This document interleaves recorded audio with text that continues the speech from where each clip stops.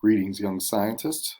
Welcome to Mr. Del Prado's review of cells as we get close to the end of our unit. I thought I would take some time to kind of give you a different look of cells inside living organisms. We'll talk briefly about the discovery of cells, cell theory. We'll run through the different types of cells and then the organelles that are in the cells as well. So, if you remember back to when we started this unit, we said that cells were discovered by Robert Hooke.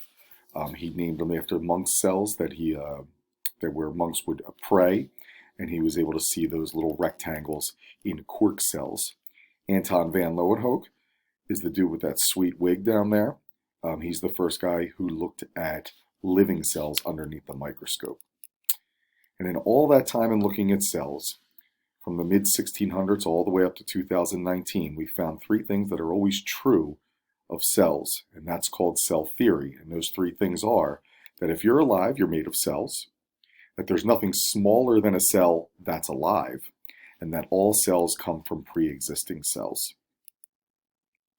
For the most part, cells are really, really small. Bacterial cells are even smaller. So if you remember, we have two types of cells, which are eukaryotic cells and prokaryotic cells. Prokaryotic cells are much smaller than eukaryotic cells. They do not have the machinery inside of them or the organelles inside of them, so they're much smaller in size. So one of the questions we went over are, why are cells so small? Cells are really, really small because they want to have a high surface to volume ratio. It's a very fancy way of saying that cells would like to be very small so they can get molecules into the cell, such as glucose, and that they can get molecules out of the cell, such as carbon dioxide. So again, most of our cells are really, really small. You can see a sperm cell there coming in at 25 micrometers. There are some cells that buck the rule, though. A spinal neuron, neurons in general can be a little bit larger than your typical cells. They get away with that by being really long and really thin. We talked about this before as well, which is the difference between a prokaryotic cell and a eukaryotic cell. Prokaryotic cells are bacteria cells. They belong to the kingdoms Archaebacteria and Eubacteria. And then all of the other kingdoms, plant cells, animal cells, fungal cells, and protists, they all belong to the kingdom Eukarya, and they are eukaryotic cells, and they have all the organelles inside them. So we spend most of our unit talking about eukaryotic cells because they are indeed plant and animal cells. They are the cells that are inside our bodies.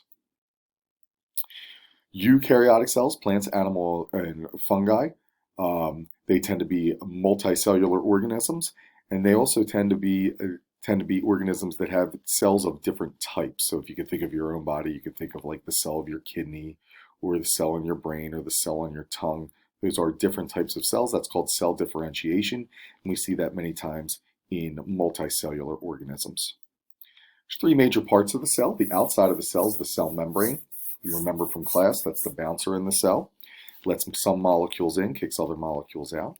The nucleus, which has the DNA, and then the cytoplasm, which is essentially the goo inside the cell where a lot of the organelles are located. So there's a look at a typical animal cell. You can see that it has the cell membrane on the outside. You can see the nucleus and the nucleolus, and then all of the other organelles that perform their certain functions within the cell. Cytoplasm is just essentially going to be the liquid in the cell. That's what makes the cell nice and squishy. It's the area in between the cell membrane and the nucleus, and that's where all the organelles are. Ribosomes can be either found in the cytoplasm, but they can also be found attached to the rough endoplasmic reticulum. Their job is to make proteins. They're essentially the factory workers in the cell that are constantly cranking out protein products for the cell. When those proteins are made, they need to be shipped around the cell. The hallway of the cell, or the transport system of the cell, is the rough endoplasmic reticulum and smooth endoplasmic reticulum. Rough has ribosomes on it, smooth does not. The major function of the endoplasmic reticulum is to transport proteins throughout the cell, or even dump the proteins out of the cell. And there's the smooth endoplasmic reticulum you can see up top there that has no ribosomes on it. I think most of you saw this picture before. Again, it's just another view of the rough endoplasmic reticulum and the smooth endoplasmic reticulum. Again, the rough with the ribosomes on top of it.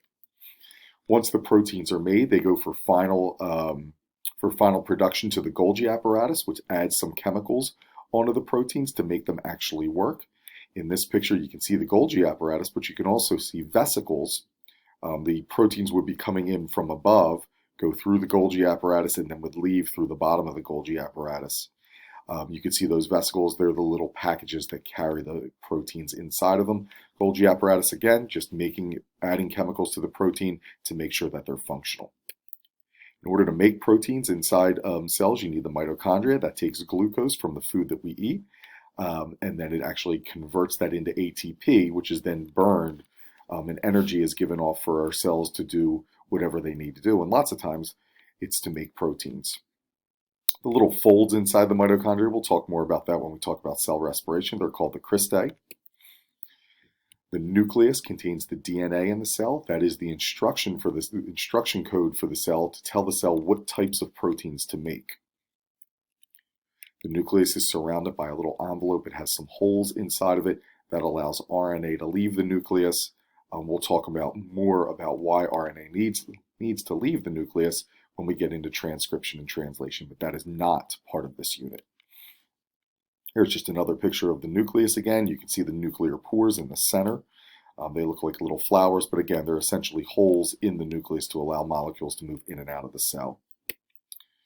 This is where we finished off, I think just a couple days ago, were the bones of the cell. That's the cytoskeleton. You have the thick bones, which are microtubules. You can have some intermediate filaments, which would be the medium-sized bone, and then you can have microfilaments, which are the thin bones. The actin filaments would be an example of that. But essentially, they're the bones of the cell. Some cells have specialized appendages on them. Not all cells have this. And in fact, if you look at the flagella, they are only found on sperm cells inside of human beings. Ladies, you have no flagellated cells. Now, ciliated cells, you can see those little hairs up top there. They are actually in both males and females. And one of the dominant places that we'll find them is in the respiratory tract, so they help to filter the air that gets breathed in and breathed out on a daily basis. Lysosomes were those organelles that looked really, really boring, but they actually had all those interesting enzymes in there. Lysosomes, some of the enzymes can be used to digest glucose and break it down. They also contain enzymes that can actually kill the cell. I think we talked about webbed hands and webbed feet inside the cell, and the lysosomes are the things that generally prevent that from happening.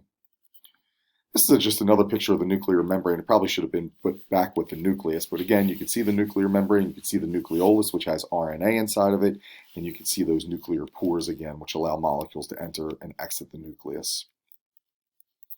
Centrioles are another organelle. They're just sets of microtubules. I like to think of them as ropes that can help move other organelles around. They can also help move your chromosomes around when your cells prepare to divide, which is called mitosis. Here's just another look at the plasma membrane. Remember, the major player in the plasma membrane is going to be the phospholipid bilayer. That's where you have that orange head, which is a phosphate group, and then the two lipid tails. That lets small molecules diffuse in and out of the cell, but larger molecules, they're going to need to take those protein channels that you see in purple there. And larger molecules can get in and out of the cell, but they have to go through those specialized channels. Plant cells have some organelles that are not found in animal cells. Plant cells have an extra layer of protection called the cell wall. Both plant cells and animal cells have vacuoles, but the plant cell vacuole, if you look over to the right, that central vacuole, is really, really big. And the reason plant cells have that large vacuole is for storage of food and water. Remember, the plant just can't get up and go get food and water. So we have this extra storage in this gigantic central vacuole inside plant cells. Plant cells also have chloroplasts. We've talked about that. Remember, chloroplasts trap the sun's energy and essentially turn it into glucose. Don't get caught saying that plant cells only have chloroplasts and animal cells have mitochondria. Plant cells have both chloroplasts and mitochondria. Animal cells simply have mitochondria. Sorry about that. There's the picture of the plant cell, the central vacuole that you can see there. Again, storing lots of food and water for the plant cell. You can also see the cell wall, which is the green part of the plant cell there. And you can see the chloroplast as well, which is like those stacks of pancakes, or it looks like stacks of coins that are inside the plant cell.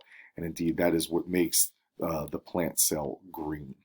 So that's an overview of all of the organelles that I would expect you to know for plant cells and for animal cells. Please remember, plant cells and animal cells, they are both eukaryotic cells. And I hope this review was a little bit helpful, and we will take some time to review again next week before our exam on cells. So thanks a lot for listening. I hope you have a great weekend.